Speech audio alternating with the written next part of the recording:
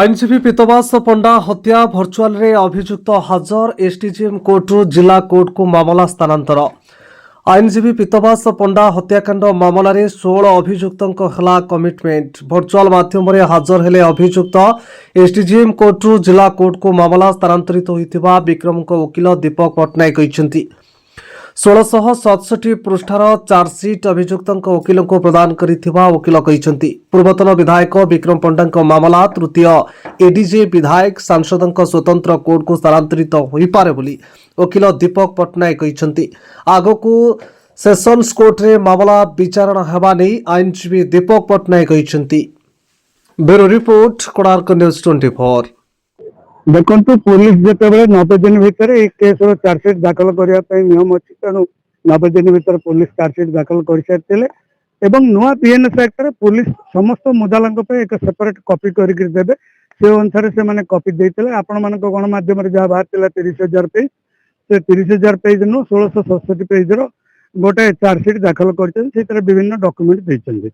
तो आज जो एसडीजीएम कोर्ट पाखे दाखल है एसडीजीएम होती कॉग्निजेंस मास्टर जो केस रे एसडीजीएम विचारणा करि परिबे से केस को से पाखे रखे जो तांकर पावर नहीं जिला कोर्ट रो पावर अच्छे से जिला कोर्ट को स्थानांतरित करेंगे जेहेतु एटा केस 302 रहीतला तेणु से माने को जिला कोर्ट को आज कमिटमेंट करके कोर्ट पठे देले परवर्ती अवस्था रे जिला कोर्ट तांको रिमांड रिपोर्ट देबे जेल को तांको केस रे जेहेतु तांको कोर्ट रे गोटे केस नंबर हो सेशंस ट्राइब्यूनल नंबर हो तो एसटी नंबर करके से तांको रिमांड करके नेबे। आज समस्त मुदाला इवन पिंटू दास को फुलवाणी जेल रु कोर्ट तांको आनी भिसी माध्यम समस्त को जन दिगला जे एमानकर कोर्ट सब स्थानांतरित है जिला कोर्ट को। बर्तमान जिला कोर्ट जो कोर्ट को पठेबे से कोर्ट रे तांकर चार्ज फ्रेम हो परवर्ती अवस्था विचारणा आरंभ हो।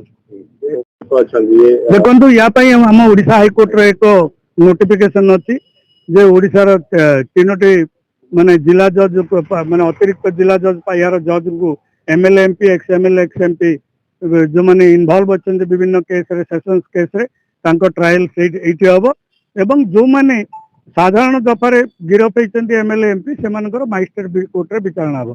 तेणु जेहेतु आमर ये थर्ड एडीजे एम्पावर होती ओडिशा हाईकोर्ट द्वारा आम आशा करूँ निश्चित भाव से कोर्ट को एक केस स्थानांतरित हम।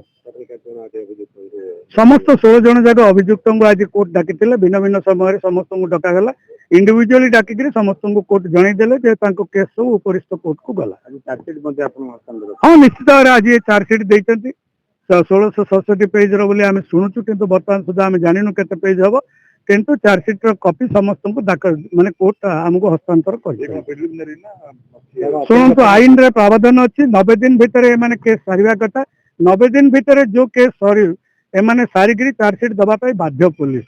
तेणु आईन रे कौन जगह प्रिलिमिनरी सप्लीमेंटरी एवं एमेंडेड एगुराकर कौन उक्ति नहीं केवल चार्जसीट फाइनल फॉर्म जो इन्वेस्टिगेशन सरला से फाइनल फॉर्म 90 दिन भीतर कोर्ट रे दाखल हबार नियम है।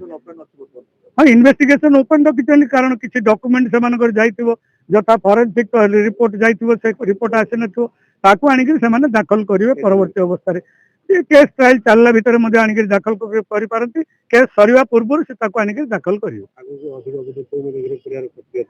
सुनंतु से कथा पुलिस ऊपर निर्भर करे किंतु आईन रे से भलिया कोनोसी प्रावधान नहीं जेहेतु इन्वेस्टिगेशन ओपन रखा जाए जदि इन्वेस्टिगेशन जदि कहार किसी था से माने जेतेबेले रिपोर्ट लिखिक देले सेतेबेले फाइनल रिपोर्ट देला बेले सेतरे अवगत करई थांते कारण किसी डॉक्यूमेंट रही जाए जो गुराक फॉरेंसिक डिपार्टमेंट रो रिपोर्ट आसी न थाए कोठी सीजल लिस्ट रो कॉपी रही जाए से कॉपी गुराक आनिक दबार प्रावधान आईन रो अछि।